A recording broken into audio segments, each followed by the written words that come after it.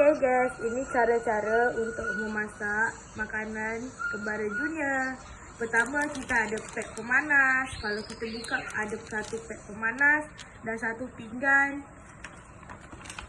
Dan masukkan pek pemanas ke dalam dan buka mac and cheese.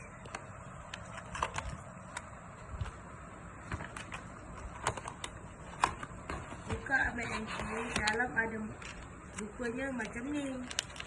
Dan ambil air biasa.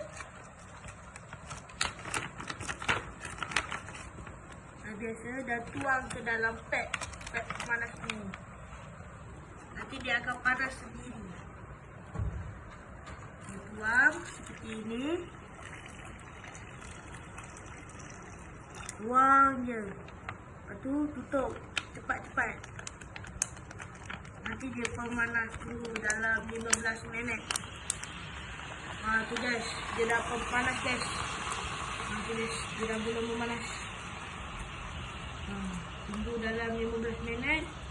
Siap. Okay guys, itu saja cara-cara daripada saya. Bye.